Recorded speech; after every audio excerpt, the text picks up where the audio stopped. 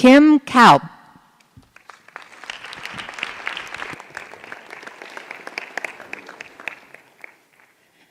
I just want to say, first and foremost, my place in this world is not between anybody and happy hour. So I know we are in the final sprint, and I promise that the Sauvignon Blanc is coming soon, and it's going to be delicious and amazing after a full day of all these amazing presentations. So I promise I will not leave you guys hanging when it comes to happy hour. But it's so nice to be here. I'm Kim Kaupe, excited to talk to you guys today. And since my company is called the Superfan Company, I thought it was only fitting that I shared a little bit about myself and my own super fandoms. So I, myself, am a super fan, if this is going to sound crazy, but cards. Yep, cards. My house looks like a papyrus store. I mean, thank you cards, birthday cards, sympathy cards, congratulations cards. I have them all. I get cards when I pass by a paper source, when I go on vacation. I mean, my poor family and boyfriend, they see a stationery store, they're steering me in the opposite direction, but I love it. And I have entire drawers, much to my boyfriend's dismay, at the apartment full of cards. But what it is I love communicating with people, right? I love touching them. I love letting them know that I'm congratulating them, or I'm thinking of them, or thanking them for something. And my friends say all the time, but Kim, there are so many other ways to do that now. You can FaceTime people, you can text them, you can DM them, you can tweet at them. And that's true. There are so many more methods to communicate with people now other than cards. But it's that feeling of that engagement that really is what I'm going for. And if anybody has ever babysat or had a child under the age of 7, you know exactly what I'm talking about, in that in about a 40-minute span, you've done about 10 activities, right? We're coloring. Oh no, now we're playing bouncy ball. Oh no, now we're eating a snack. Can we run in the grass? You're trying to keep this small human constantly engaged. You're constantly trying to keep their attention. So you're trying all these tactics that you can. Nap time never works, by the way, to keep their attention. And we're doing the same thing in business, right? We're throwing a ton of spaghetti against the wall on all these different things to see what sticks. But the truth of the matter is that the customer of today is consistent. It's all these messaging, it's all this different platform stuff. That is what constantly is changing, and what you constantly have to be up to date with all the time. And I know it's exhausting. It's exhausting to keep up with all of these different changes, but nevertheless, it is still super important. And so for me, I live in New York City. I love to go to good restaurants. People are always asking me when they come to visit, where's a good place to go? So about once a month, I check out these 2 websites just to see what's new, what's happening in the city, and different restaurants that are opening. And a couple weeks ago, I was looking, and Danny Meyer, if anybody's heard of Shake Shack or had one of their delicious burgers, I read that Danny Meyer was opening a new restaurant in the city, and I was so excited because I love him. And I thought, okay, that's a good thing to kind of keep in the back of my head, and know if anybody asks me what's a cool new place to go in New York, I can keep that in mind, that there's this new restaurant called Manhattan by Danny Meyer. And I'm sure this has happened to you, because it happens to me all the time. Anytime you look at something online for about more than 10 minutes, it follows you for like the next 3 weeks.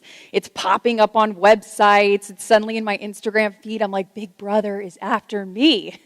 He is watching me, and the cookies are following me, and this restaurant is following me around for weeks, okay? To the point where I'm like, okay, enough already. I obviously know that you're tracking my whereabouts.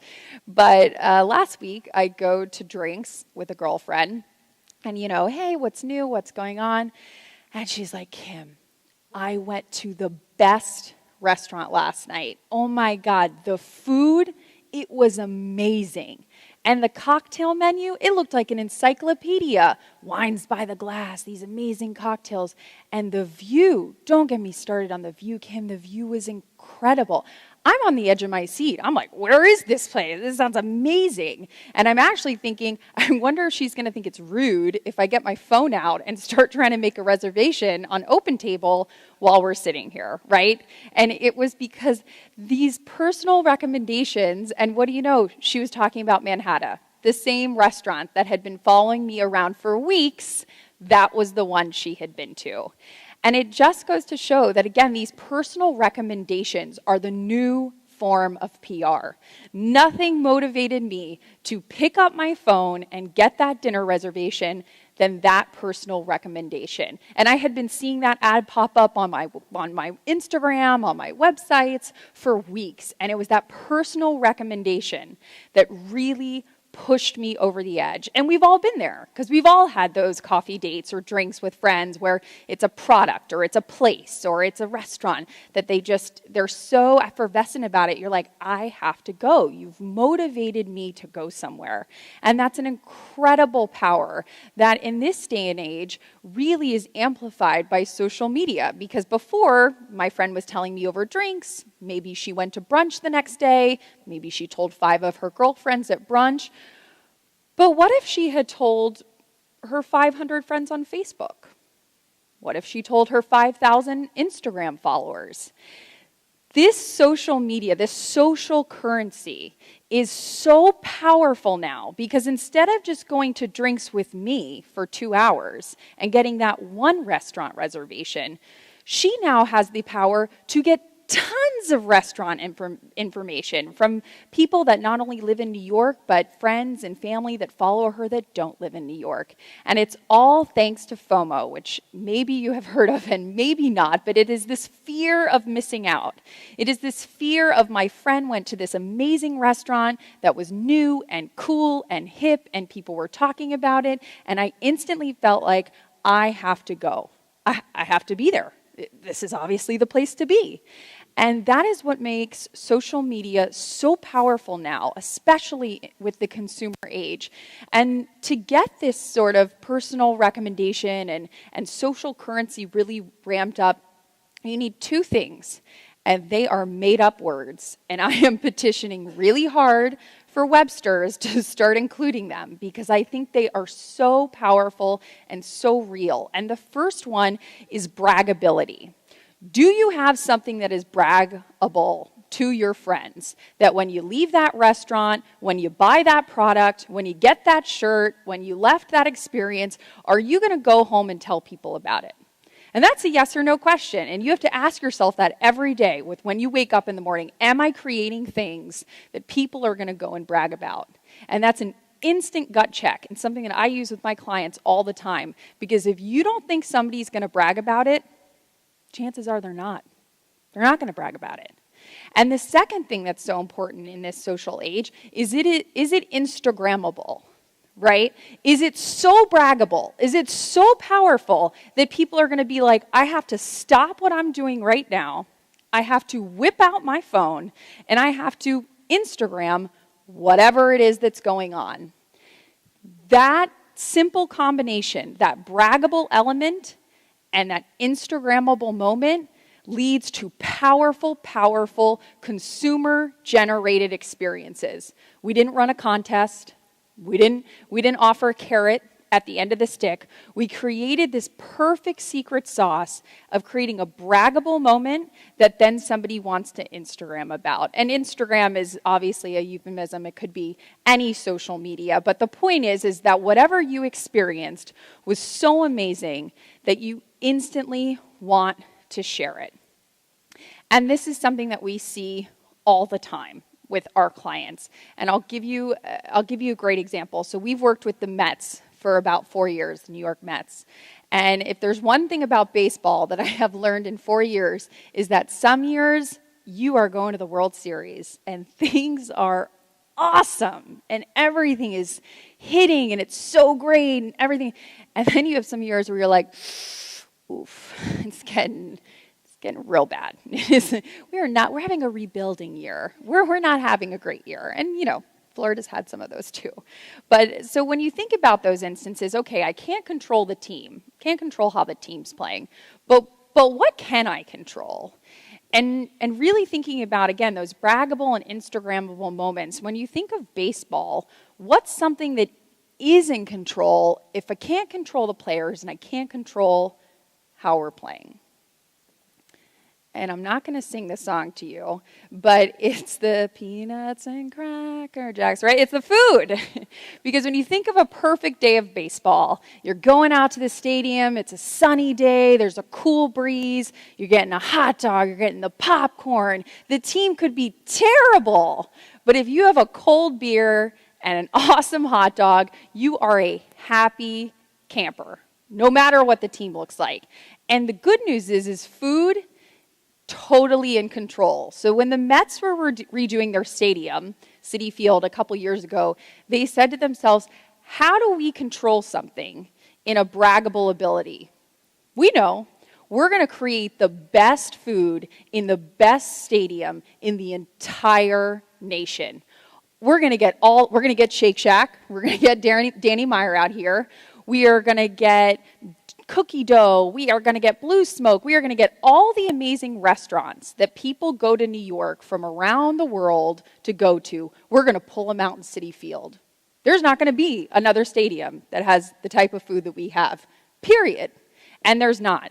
They have world-class chefs that have created pop-ups and amazing experiences at their field. So, okay, we got the food. We can control that. So braggability, big check. Instagram, just like all the foodies who go to New York and go to these amazing restaurants and they take pictures of the food because it is very Instagrammable. The Mets thought, okay, we got this. We're going to create food and an entire Instagram account that is very Instagrammable. The Mets have actually created an Instagram handle called Amazing Mets Food. I follow it. It makes me hungry about every day, where they post these amazing photos of you're just sitting there going, man, I got to get out to a game. That looks awesome. The food looks awesome. It's a beautiful day. It's beautifully shot. They have tens of thousands of followers on this account.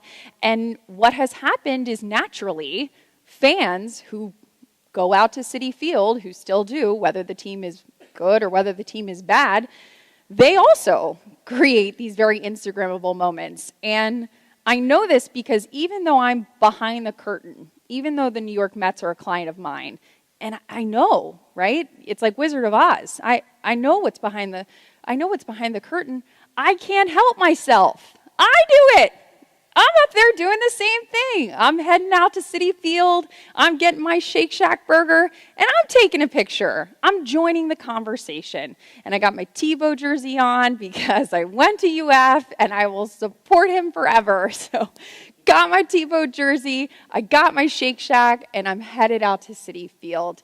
And I do that, and I say that because I'm so drawn to the authenticity of it. And you just can't help but be drawn to things that are authentic. It's huge, and it continues to be huge. And it continues to be huge because I can tell you that authenticity can always be found in this. Every March, I get caught being completely inauthentic because I tend to fill these out based off mascots, based off colors that I think are cool. And let me tell you what, anytime I do that, I always get caught, right? Because anyone who's authentically a fan, will look at my bracket and go, what is this?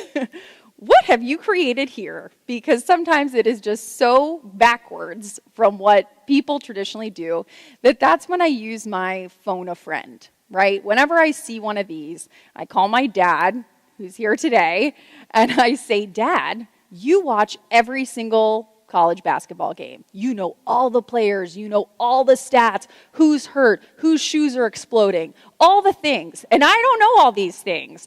So can you help me fill this out, right? Because I want to be part of the conversation. When my friends are talking about stuff and, we're all throwing in $5 to be in the pool, I want to be in the pool, and I certainly don't want to be in the pool as somebody that somebody makes fun of, right? I want to be in the pool as, okay, they have a somewhat acceptable bracket. And so I outsource that authenticity to someone who is very authentically a fan, whether it's my dad or my boyfriend. I do still submit to the Warren Buffett $1 million a year for life if you have the perfect bracket. Never going to happen, but you never know. You don't know until you try. So outsourcing that authenticity is really a powerful tool. It's powerful because you're basically saying, get somebody in here who knows. Because if there's anything nowadays that whether you're a consumer or a fan can sniff out, it's being inauthentic. And it'll shred you apart with any sort of consumer base or audience. If they think you're being inauthentic, it's over. So that outsourcing of authenticity is really powerful. And we see it all the time. And one of my favorite examples recently that I've been so obsessed with because I think it's so cool is the band Weezer, right? I don't know if anybody knows, they've been around for about 20 years, really popular rock band. They've won Grammys, a lot of hit songs. You can Spotify them later, but I promise they are hits.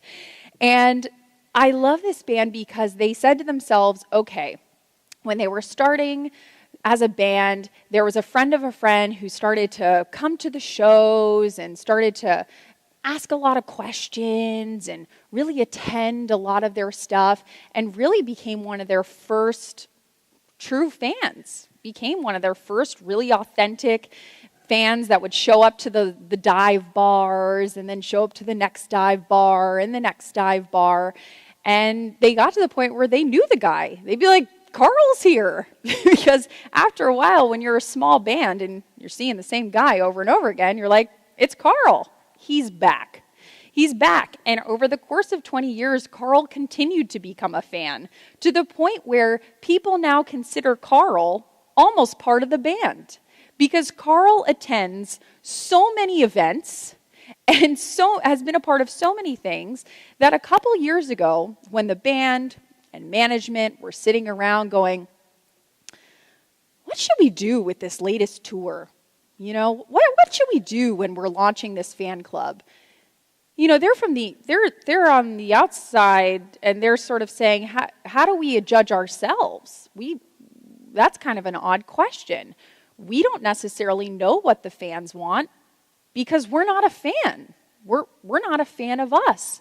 So someone got the bright idea to say, well, let's call Carl.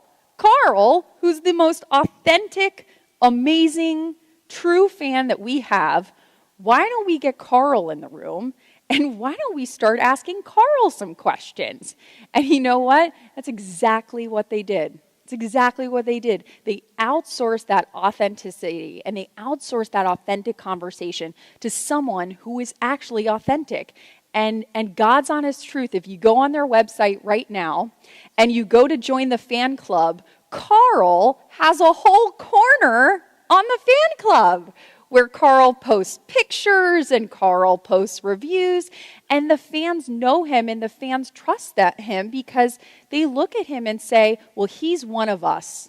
He's a fan. He's just like me. I can see myself in his shoes, and I trust that.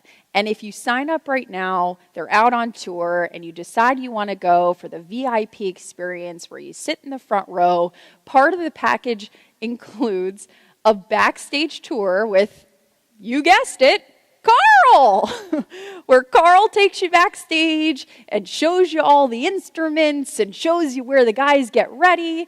And Carl has literally become part of the production. It's amazing. And we're seeing that sort of thing all the time. We're even seeing it in retail. When I graduated from the University of Florida, there was an amazing girl who graduated with me named Blair Eady.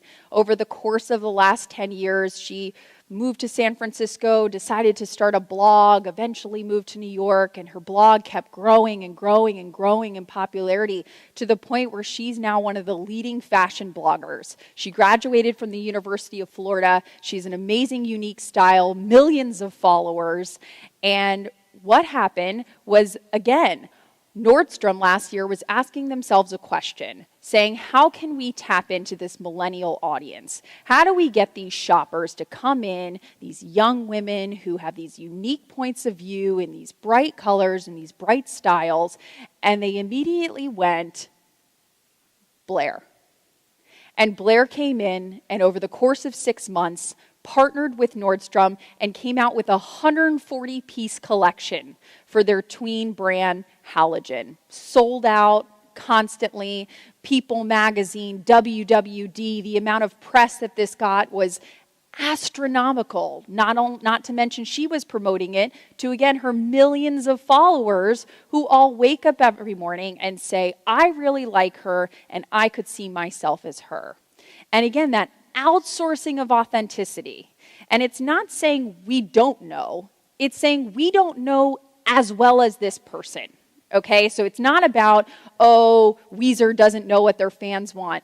No, Weezer knows what their fans want, but not as much as Carl. They can't be super fans of themselves. That's weird. So, it's not that Nordstrom doesn't know how to target millennials. It's that Blair has millions of followers, and her entire existence is being tapped into what they want and crave. And that outsourcing of authenticity, the powerful thing about it is you really have to embrace this collaboration between these two things that might not seem totally in sync. But that collaboration is really powerful. And I loved this quote from an amazingly wise philosopher named Vanilla Ice. And he said, stop, collaborate, and listen. And that's going to be in your head for the rest of the day. And you're welcome for that. And the listen part is so important, because once you collaborate and you say, okay, I got this, we put out this thing, it's amazing, really excited about it, you have to listen. Listen to what the reaction is. You can't just pat yourself on the back, kick your feet up and go, I'm done. Hooray, we did that thing. You constantly have to be listening. And it happens more than I would like to admit, and I see it all the time with my clients.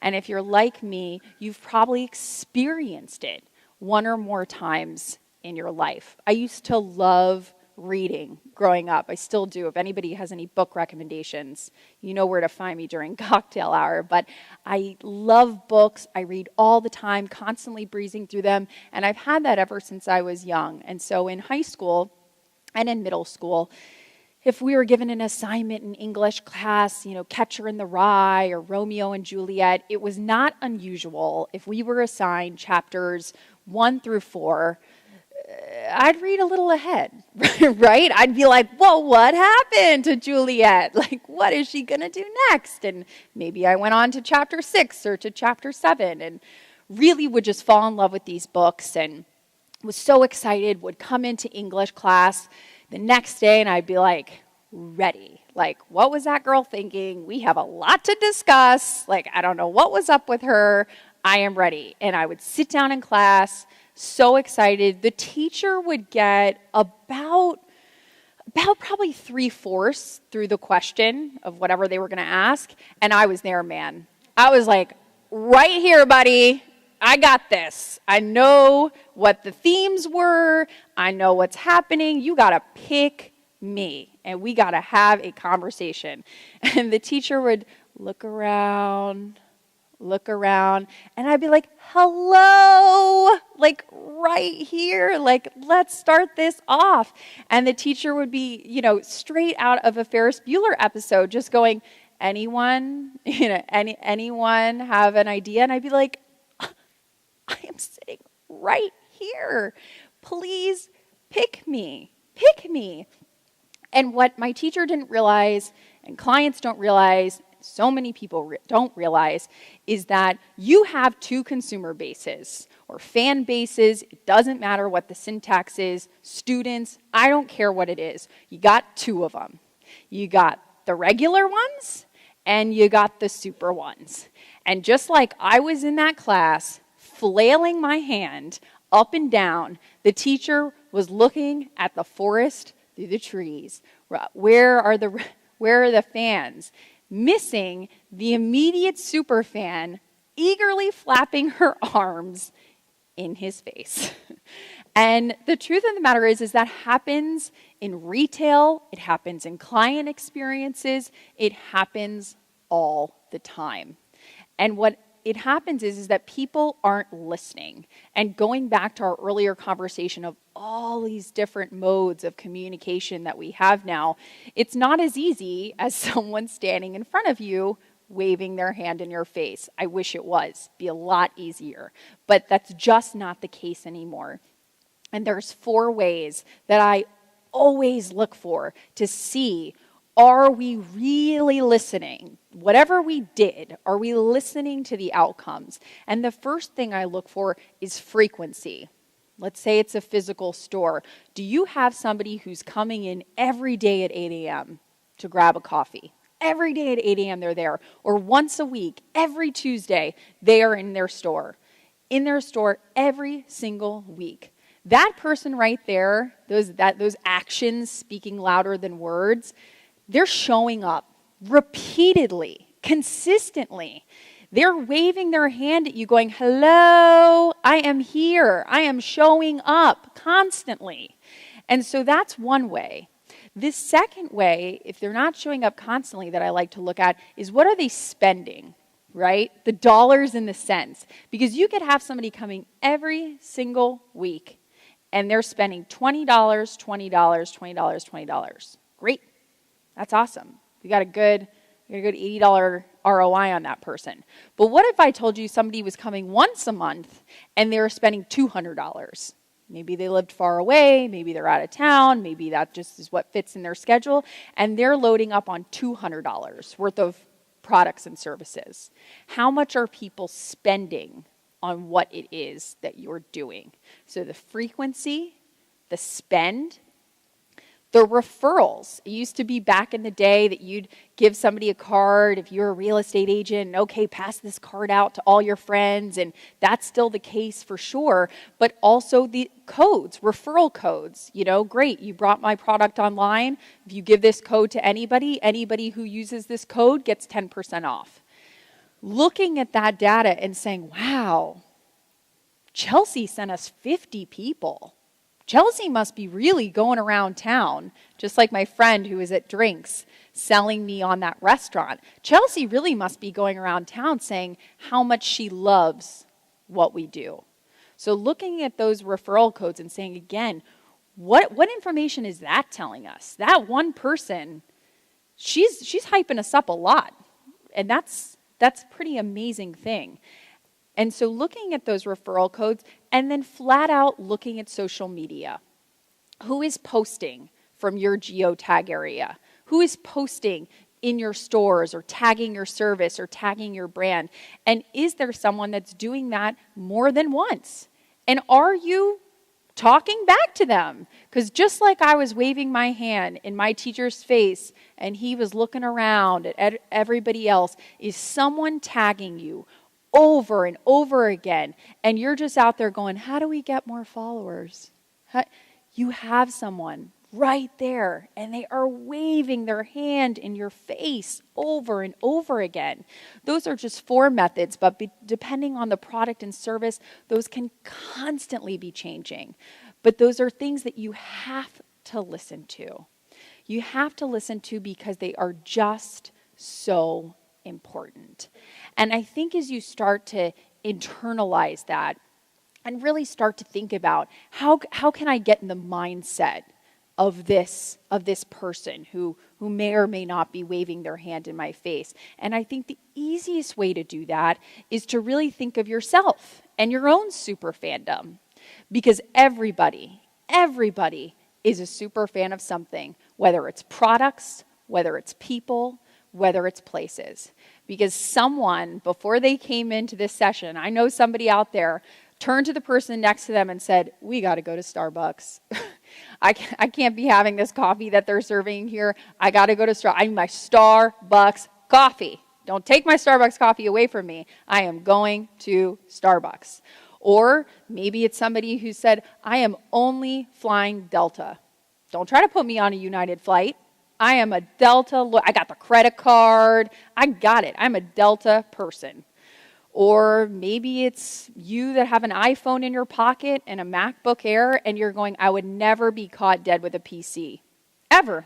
I'm an Apple girl. Never be caught dead with a PC. Maybe that's you. Maybe it's you saying, I will live and die on that. My mom's spaghetti is the best. Period. I don't care what Michelin star restaurant you take me to in Italy. My mom's is the best. I don't want to hear it. And if you look inside yourself and you start to really evaluate, you will see these things pop up in yourself all the time. Or if you, like me, you root for the Gators, whether we win, whether we lose, you will constantly see me cheering on our team because I am a super fan of them.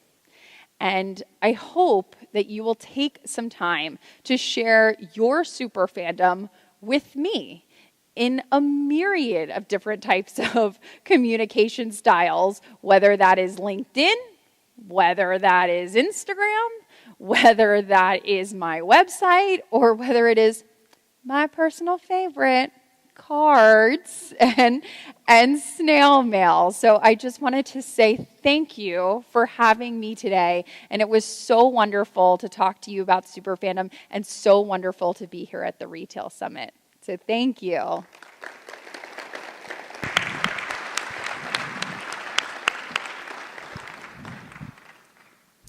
How do you serve and cater to differently fans and super fans?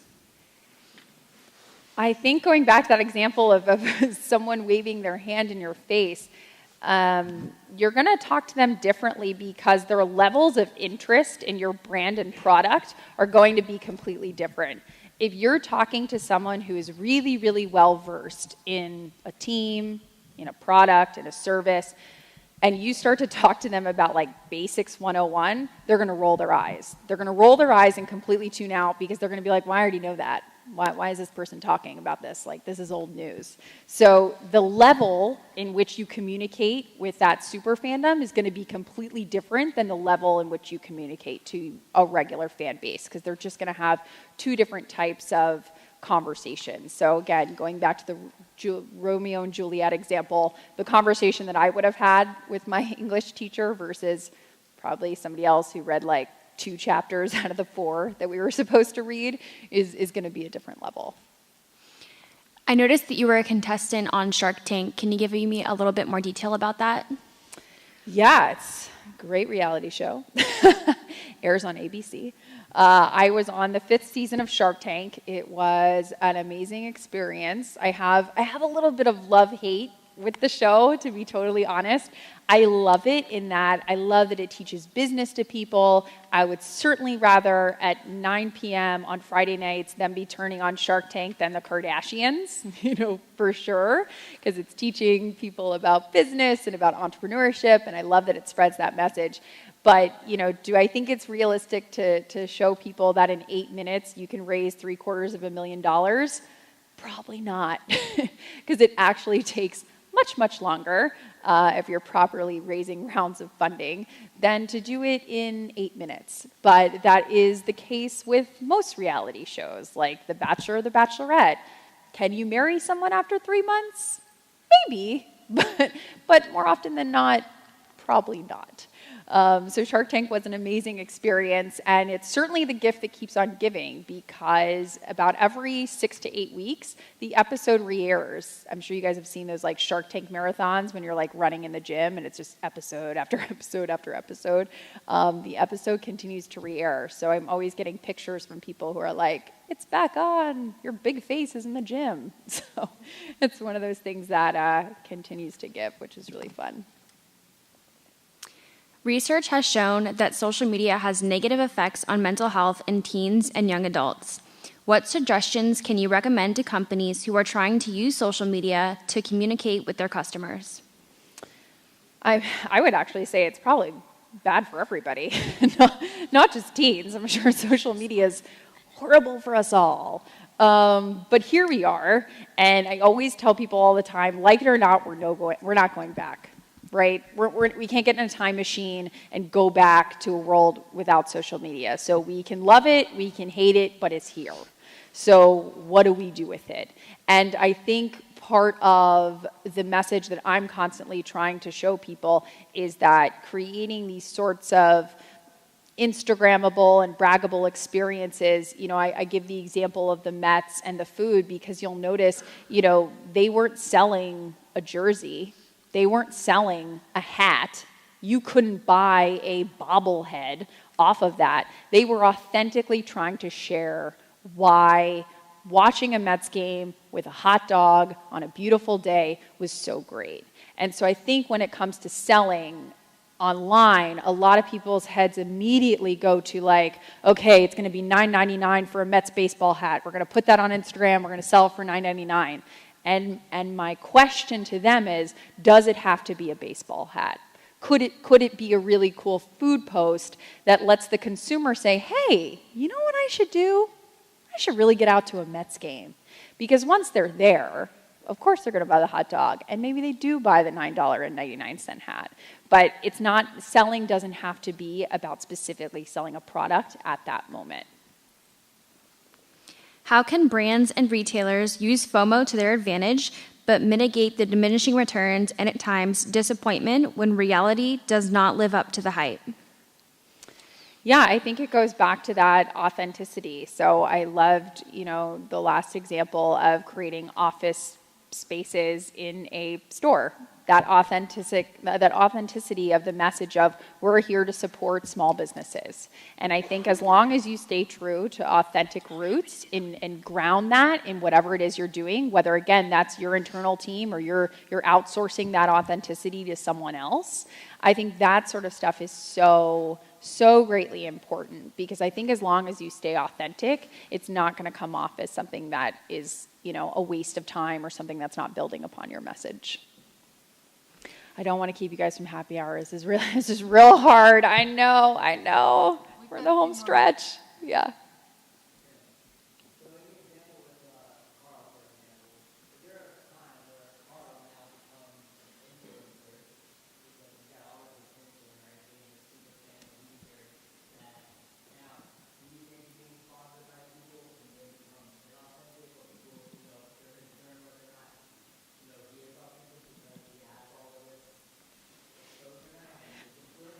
Yeah, I think that could definitely be the case. And I think what's really, again, sort of exciting and terrifying about the world of social media, and I remind people all the time, is like it's such in its infancy stage. 5 years ago, there was no such thing as Snapchat. 8 years ago, there was no such thing as Instagram. Like we are in the dinosaur times. We're in the T-Rex of times of social media. So we might not see the implications of that for 10 years. And you're right, maybe in 10 years it becomes a completely inauthentic direction. And I think for a lot of stuff, we just don't know. I think it definitely has the potential, but we're such at the infancy stage that it goes back to really just kind of like throwing that spaghetti against the wall. And I think you just try as many things as you can, but it definitely has the possibility to be like that. But I think, again, as long as you're trying as best as possible to stay in your like authentic roots, that at least for now it seems that you can navigate those waters somewhat safely. I think it's happy hour time, y'all, right? I mean, it feels good. It feels about time for the Sauvignon Blanc. So I'll be at cocktail hours. If you have any more questions, I will be there. But thank you guys so much. It's been great. Thank you, Kim.